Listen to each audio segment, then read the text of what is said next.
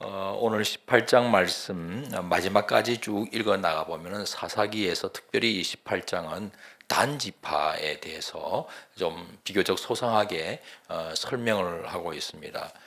여러분, 이스라엘 12지파가 창세기에 보면은 쭉 야곱의 아들들 이야기가 나오잖아요. 12명의 아들들. 그런데 이제 민수기에 들어오면은 그 12지파의 이름이 좀 다르게 또 나옵니다. 왜냐하면 이제 땅을 배분하는 것을 염두에 두고 했는지 레위는 거기서 빠지고 대신에 요셉의 두 아들 에브라임과 므낫세가 들어가니까 레위 빠지고 요셉 대신 에브라임과 므낫세 들어가니까 또 12지파예요. 그런데 놀라운 것은 요한계시록에 가면은 사라지는 지파가 있습니다. 거기에 요셉은 다시 등장하고 레위도 등장하는데 두 지파가 사라져요. 그게 바로 에브라임 지파하고 단 지파입니다. 성경책이 제일 마지막에 요한계시록 7장을 보면은 12지파 이름이 나오는데 거기에는 에브라임이 없습니다.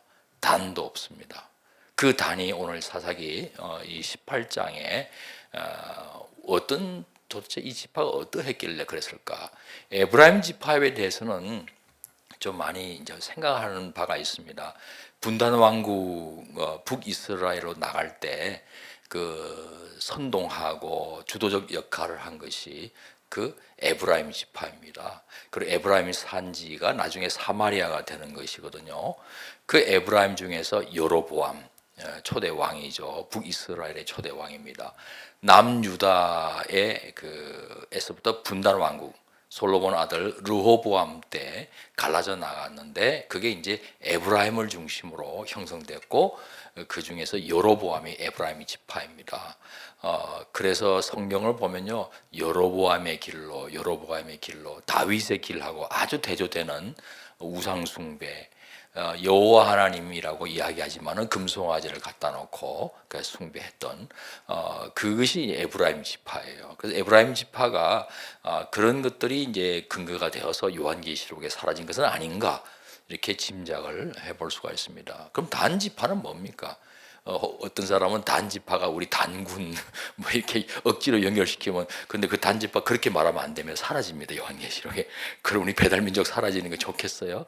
그는 억지 성경 해석입니다. 단지파가 단군 이렇게 연결시키는 잘못된 해석이죠. 단지파가 없어져요. 오늘 본문을 보면은 굉장히 그 짐작케하는 행동들을 합니다. 여호수아가 사실은 제비를 뽑아서 지파별로 땅을 다 분배했습니다. 오늘 1절 말씀 보면은 기업을 분배받지 못하였다 돼 있지만은 여호수아를 중심으로 한 주력 부대가 대충 다 정복을 했어요. 그리고 제비를 뽑아서 지파별로 이렇게 분배를 해놓는데 그냥 들어가서 그냥 차지하면 되는 게 아니라 이방 민족의 주력 부대를 다 섬멸을 했지만은 남아 있는 무리들이 있잖아요. 그것을 각 지파별로 다 섬멸을 해야 되는 거예요. 그 성전이라 그러잖아요. 가나안 정복전. 가나안 정복전은 어떤 의미에서 원래 주인이신 하나님께로 회복시키는 회복전이라고 할 수 있습니다. 이방 민족이 거기에 주인으로 있어서 이스라엘이 애굽에서 나와서 쳐들어가서 정복해버렸다 이런 개념이 아니라 원래 그 땅의 주인 아브라함 때부터 원래 하나님께서 약속의 땅으로 주신 하나님이 주인이잖아요. 그 땅을 다시 원래 주인으로 회복시키는 회복전이라고 할 수 있습니다. 그런데 그래서 항상 강조하는 것이 진멸하라는 단어가 나와요. 이 거룩한 성전에 거룩한 곳에 하나님의 거룩함이 증거되기 위해서 가정한 것들 모든 잘못된 것들을 다 남김없이 아까워하지 말고 깨끗하게 청소할 것을 하나님께서 명령하셨거든요. 그거를 제대로 이행하지 않고 탐식 때문에 전리품들을 감추어둔 여호수아서에 나오는 그 아간 같은 사람이 여리고성 무너뜨린 다음에 진멸하지를 않았거든요. 그리고 나중에 이제 사울 왕도 다 진멸하려고 그랬는데 진멸하지 않잖아요. 그래서 제사장 사무엘이 하나님께서는 이 순종이 제사보다 낫다. 너는 어떻게 당신은 제사를 드리려고 그걸 제물을 아까워서 제물을 아껴두어서 하나님께 봉헌한다는 이유를 대지만은 하나님이 원하는 그런 제사가 아니다. 하나님이 원하는 것은 순종이다. 이 거룩해야 되거든요.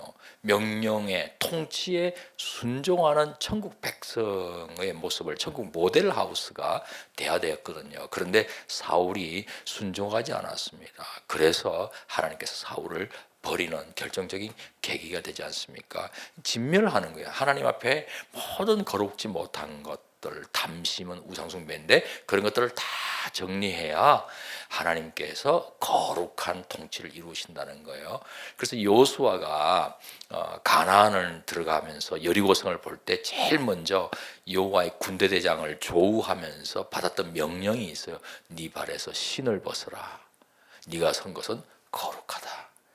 전쟁에서 이기고 싶어하는 마음이 있잖아요. 당연하죠. 그거는 싸우면 이겨야 되잖아요. 누가 패배하는 순간에는 자기도 죽고 모든 남자는 죽을 수 있잖아요. 그리고 여자인들과 아이들은 노예로 노예살이를 하게 되잖아요. 겨우 이스라엘이 출애굽했는데 다시 가나안 땅에서 노예가 될 건 뭡니까? 자유인이 돼야 되는데 그런데 하나님께서 참 이기기려고 몸부림치고 이기는 것에 완전히 신경이 곤두서 있는 여호수아를 향해서 군대대장을 통하여서 새로운 화두를 던지는 거예요. 이기는 것이 보다도 더 중요한 것이 거룩이라는 거예요. 네 발에서 신을 벗어라. 하나님은 거룩하시니 이스라엘도 거룩해야 되거든요. 거룩의 종이 되어야 되거든요. 하나님의 통치에 순종하는 것이거든요. 그래서 하나님의 뜻에 순종하면은 그러면 이스라엘은 하나님과 한편이 되는 거잖아요. 그러면 여호와의 군대대장은 편들어 주는 거죠. 그런데 그런 순종 없이 거룩 없이 무조건 편만 들어달라고 요구하는 기도 그런 희망 이런 것들은 잘못된 것이라는 것이죠. 하나님은 우리의 편만 들어주는 가나안 땅의 부족신하고 다르거든요.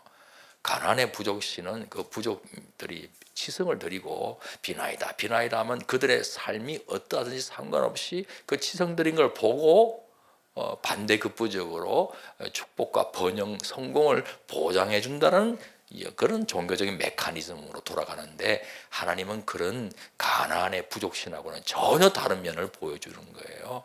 더 중요한 것은 그런 제사 갖다 바치고 치성 드리고 그런 거 아니다.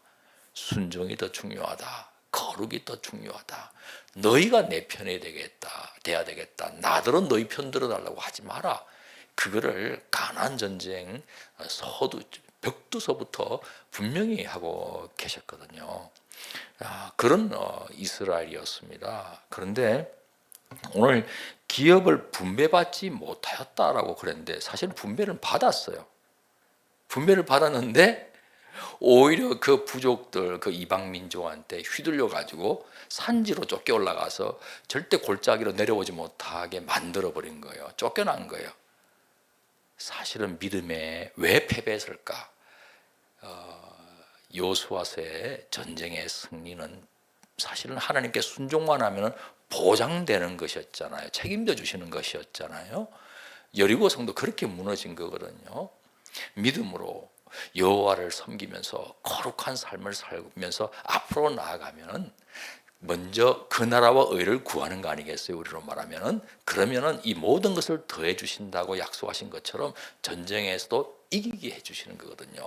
하나님이 전쟁에 능하신 신이시기 때문에 우리가 하나님 편만 된다면 먼저 그 나라 그 의를 구하고 명실상부한 높은 뜻 사람이 된다면 이 땅에서의 형통한 삶을 보장해 주시는 거예요. 눈에는 비록 환란이 여전할지는 몰라도 그 환란 때문에 무너지지 않고 오히려 담대하게 다스리면서 나아갈 수 있는 거예요.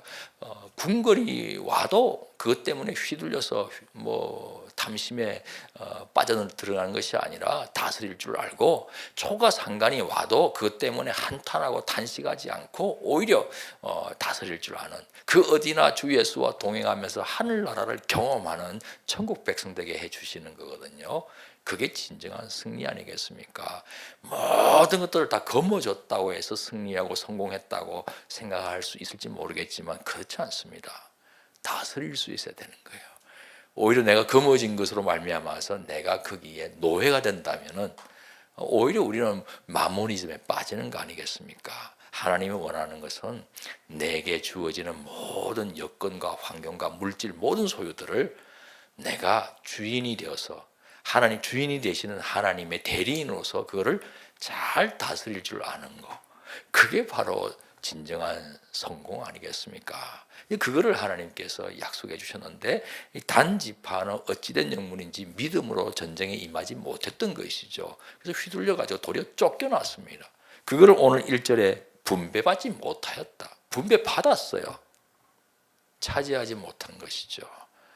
그런데 이렇게는 살 수 없다 해서 정탐꾼을 보내보는 겁니다. 오늘 2절 말씀 보니까 단 자손이 소라와 에스타올에서부터 그들의 가족 가운데 용맹스러운 5명의 정탐꾼이에요. 땅을 정탐하고 살피게 해서 한번 돌아와 봐라. 무슨 일이 있는지 알아봐라 했는데 5명의 정탐꾼이 간 곳이 어디냐? 에브라임 산지, 그러니까 에브라임 지파가 있는 곳이에요. 거기에 미가라는 사람의 집에 지난주에 설교했잖아요. 집에 이르러서 유숙하는데 레위 청년을 만난 거예요. 이상하잖아요. 레위 청년이 제사장 옷을 입고 있고요. 그리고 신상 앞에서 뭐 이렇게 뭘 자꾸만 묻기도 하고 뭐 이렇게 해요. 실로에 아직도 하나님의 집이 있고 그게 제사장이 법궤가 있고 제사장이 제사를 행하는 그런 게 있는데 이건 또 뭐냐 하는 거예요. 소위 야미로 짝퉁도 아닌 것이 이렇게 하고 있는 거예요. 그러고 알아보니까 레위 지파란 말이에요. 그렇구나 하고는 물어보는 거예요. 5절이 그들이 그에게 이르되 청하건대 우리를 위하여 하나님께 물어보아라. 우리가 가는 길이 형통할런지 우리에게 알게 하라. 점쳐달라는 겁니다. 그 레위 사람이 레위 청년이 제사장이 아니고 아론의 후손이 아니었단 말이에요. 나중에 오늘 본문 다음에 보면은 신분이 드디어 나옵니다. 30절에 이런 구절이 나와요. 단 자손이 자기들을 위하여 그 새긴 신상을 세웠고 모세의 손자요 게르솜의 아들인 요나단과 그의 자손은 단 지파의 제사장이 되어 그 땅 백성이 사로잡히는 날까지 이르렀더라. 요나단, 게르솜의 뭐 바로 친아들이 아닐 수 있어요. 후손일 수도 있죠. 연도로 보면은. 그러니까 모세의 손자요 게르솜의 아들인 요나단. 모세로부터 나온 것은 사실이지만은 아론의 적통이 아니에요. 제사장 할 수가 없는 레위인인 것이죠. 그런데 이 사람에게 하나님께 물어보라. 사실 어떤 마음으로 물어보라 그랬겠습니까? 점치듯이 물어본 거예요. 하나님의 뜻을 진정으로 구하는 모습이지만은 때때로 하나님의 뜻을 정말로 순종할 마음으로 구하기보다는 한번 간보는 질문을 던질 때가 많아요. 우리도 예수님이 이 땅에 오셔서 하신 말씀이 있어요. 너희가 하나님의 뜻을 행하려 하면 내가 지금 일러주는 말이 하나님께서 하시는 것인지 아닌지 알 수 있으리라. 그게 요한복음 7장에 나오는 말씀이에요. 17절에 선제해야 될 것이 순종하려는 마음이에요. 그런데 우리는 순종하려는 마음보다는 먼저 한번 가르쳐 주세요. 그럼 순종은 한번 생각해 보겠습니다 라고 이렇게 약간 유보적인 자세로 물어볼 때가 있어요. 그래서 보고 마음에 들면은 그걸 택하고 마음에 안 들면은 다시 묻곤 하는 거죠. 제가 옛날에 한번 그런 이야기 했습니다. 버스 타고 가다가 초신자 때 전도를 해야 할까요? 말아야 할까요? 이 사람이 몇 정거장 안에 내리면 전도하지 말라는 뜻으로 알겠고 안 내리면 전도를 해야 되겠고 해서 3-4번까지 갔던 미루다가 결국은 전도하지 못하고 내려버리는 그런 경우가 있거든요. 그러니까 하나님의 뜻을 행하려 먼저 결심하고 간구하면 주님께서 보여주시거든요. 근데 우리 마음속에는 진정코 순종하려는 마음 없이 한번 말씀해 보라니까요. 그 소위 전문 용어로 패를 한번 까보세요 이 말이에요. 하나님 당신의 패가 뭡니까? 그럼 그것 보고 내가 한번 내 패를 보여주겠다 이거 아닙니까? 그거는 올바른 순서가 아니거든요. 듣겠습니다. 주의 계집종이오니 말씀하소서. 듣겠습니다. 무엇인지 말씀하소서. 주님의 뜻이 나의 삶을 통하여서 이루어지기를 원합니다. 이 중심을 확실하게 보이는 것이 하나님의 사람의 본분이거든요. 그런데 이 단지파는 지금 그거 물은 게 아니에요. 한번 물어보라는 거예요. 형통할런지 어떻게 할런지. 재밌잖아요. 그리고 난 다음에 이들이 그 레위 청년이 나름대로 알아차리는데 그게 주님의 뜻이라고 말하고 있지만은 여호와 하나님의 뜻 안에서 행해지는 것이 하나도 없는 거예요 지금. 그게 지금 신상 앞에다가 그냥 묻고 하고 있잖아요 지금. 은신상. 미가가 그 은으로 어머니로부터 받은 그 은으로다가 신상을 만들어 놓고 그걸 하나님이라고 믿고 지금 질문하고 막 그러고 있는 거잖아요. 그러니까 하나님께 물어보아서 하면서 질문했고 그 제사장이란 자는 답변하기를 평안히 가라. 너희가 가는 길은 여호와 앞에 있느니라. 이건 덕담이죠. 덕담 그냥 하는 말이에요. 정말 하나님이 그렇게 말씀하셨는지 알 수가 없잖아요. 나중에 이 단지파가 어떻게 했는지 아세요? 이 제사장을 스카웃합니다. 스카웃하고 그리고 미가의 집에 있는 모든 은신상 이런 것들을 다 가지고 가는 거예요. 그리고 왜 가지고 가느냐 물으니까 너 선택하라는 거야. 너 입 다 다물라는 거예요. 소위 제사장의 권위가 사라지는 거예요. 입 다물라. 그리고 너 한 가정에 제사장 노릇할래? 우리 지파의 제사장 노릇할래? 그걸 던집니다. 정말 어처구니 없어요. 18절에 보면은 그 5사람이 미가의 집에 들어가서 그 새긴 신상과 에봇과 드라빔과 부어 만든 신상을 가지고 나오매 그 제사장이 그들에게 묻되 너희가 무엇을 하느냐 하니 그들이 그에게 이르되 잠잠하라. 네 손을 입에 대라. 우리와 함께 가서 우리의 아버지와 제사장이 되라. 내가 한 사람의 집의 제사장이 되는 것과 이스라엘의 한 지파, 우리 단지파의 한 족속의 제사장이 되는 것 중에 어느 것이 낫겠느냐? 스카웃한 거죠. 제사장이라고 하는 이 레위 청년도 생각해 보니까 훨씬 낫거든. 그걸 따라가는 거예요. 그 사람의 이름이 바로 모세의 손자요 게르솜의 아들인 요나단. 그리고 그 아들들이 이 단지파를 위해서 대대로 제사장 노릇을 했다는 거예요. 하나님의 명령과 다르죠. 아론의 후손들이 제사장 노릇을 해야 되는 거예요. 그리고 31절에 뭐라고 결론적으로 이 단지파에 대해서 상징적으로 보여주는 문구가 나와요. 하나님의 집이 실로에 있을 동안에 미가가 만든 바 새긴 신상이 어디에 있다고요? 단 자손에게 있었더라. 미가가 만든 우상이 단 지파 가운데 있는데 하나님의 집은 지금 실로에 있는 거예요. 단 지파는 하나님의 집 밖에 있는 거예요. 지금. 그리고 우상을 숭배하는 거예요. 그리고 허위 제사장을 자기들의 제사장으로 삼고 복이나 빌어달라고 조찬 기도나 해달라고 축복만 해달라고 지금 요구하고 있는 거예요. 오늘 하나님의 뜻과 식이라는 제목으로 오늘 기도의 말씀을 생각을 했습니다. 땅을 차지하는 것은 하나님의 뜻이었습니다. 제비를 뽑고 그리고 거기 들어가서 믿음으로 전쟁에 임하고 마치 여호와의 군대대장이 함께할 것을 믿고 거룩한 전쟁을 수행을 해야 하는 사명이 이스라엘 각 지파에게 있었던 겁니다. 그게 하나님의 뜻이에요. 그런데 지금 단지파는 그 하나님의 뜻에 순종하기보다는 자기들 모양이 보기에 좋은 대로 행하였고 그리고 그들이 사용하는 방법 나중에 라이스라는 지역의 땅을 차지하는데 아주 평온하였어요. 근데 거기도 아주 잔인하게 잔인하게 다 척결하고 땅을 차지했는데 그 땅은 원래 제비 뽑은 땅이 아니에요. 단 지파가 사용하는 방식, 뜻도 아니었고 그 땅 아니었으니까, 그리고 그들이 사용하는 방식조차도 하나님께 합하지 않습니다. 서로 하나님의 뜻이 그 땅이라 할지라도 이런 방식으로 그 뜻을 이루어 가는 것은 하나님이 기뻐하지 아니하십니다. 뜻이 올바라야 합니다.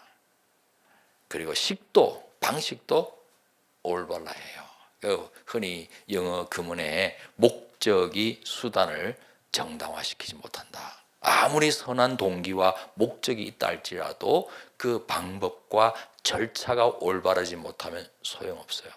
요즘에 흔히 재판할 때 절차적 정당성 이런 말을 써요. 아무리 올바른 판결을 한다, 결론을 내린다 할지라도 절차에 흠결이 있으면 그 소용없다는 거예요. 그러니까 공정한 결론 내리지만은 절차도 정당해야 된다. 이 두 가지가 담보될 때 그게 하나님의 뜻이라는 거예요. 그리고도 그 뜻이 하나님의 방식으로 이루어지는 때가 또 있는 겁니다.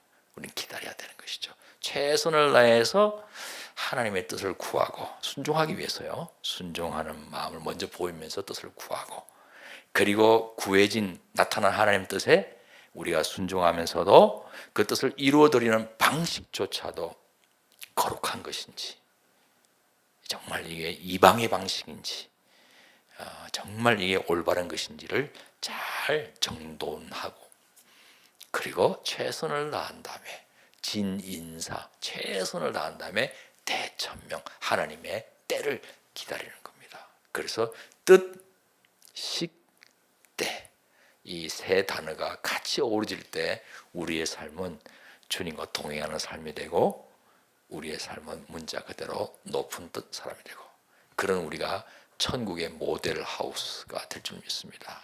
그럴 때 우리를 통해서 주님이 비춰져 나오는 거예요. 오늘 이 자리에 기도하러 나오신 우리 모든 성도님들도 뜻 기억하시고 순종하기 위해서 뜻을 구하면 보여주시거든요. 그 다음에 시기 올바라, 하나님의 시기여야 된다. 방식, 그리고 하나님의 때를 기다리는 것입니다. 그럴 때 이 땅에서 참 재미질 겁니다. 하나님과 동행하면서 하나님의 인도하심을 경험하고 간증할 수 있게 될 겁니다. 그리고 아무리 내 눈에 내가 원하는 대로 다 이루어지지 않는다 할지라도 불안해하지 않아요. 그러니까 하나님이 허용하고 지금도 이끌고 계시다라는 믿음 때문에 평안해져요. 그리고 담대합니다. 그리고 하나하나 합력하여 선을 이루어 주시는 하나님의 손길을 분명히 목도하게 돼요. 이거 해주세요, 저거 해주세요, 이게 아니죠. 하나님이 인도해 주세요, 인도해 주세요. 그러면서 내 삶을 주님께 봉헌할 때 하나님께서 영광 받으시고, 종국에는 달려갈 길을 다 마쳤습니다. 찬양하면서 간증하게 될 줄 믿습니다. 기도하겠습니다. 하나님 아버지, 단지파가 요한계시록에서 사라졌습니다. 오늘 이 단지파의 모습 보면서 여호와의 이름을 빙자해서 우상을 숭배하는 모습과 하나님께서 명한 아론의 후손도 아닌 레위 청년을, 그것도 미가의 집에서 개인 사당에 제사장 노릇을 하고 있는 그 청년을 스카웃해서 우상과 함께 하나님의 집은 실로에 있을 그때 자기들이 차지한 그 라이스 땅을 단이라고 이름을 붙여놓고 거기에서 우상을 숭배하는 지파가 되어버렸습니다. 혼동 속의 창조, 혼동스러운 혼란스러운 이 세상 속에 올바른 진리 세계가 작동되고 이루어져 가기 위해서 오늘 우리는 하나님의 뜻을 먼저 순종하기 위해서 구해야 할 것이고, 그리고 그 뜻을 이루어드릴 때에도 하나님의 방식을 따라야 할 것이며, 그러고도 최선 다한다면 하나님의 때를 기다릴 줄 아는 믿음의 사람, 천국의 모델 하우스다 되게 도와주시기를 원합니다. 예수 그리스도 이름으로 기도하옵나이다. 아멘.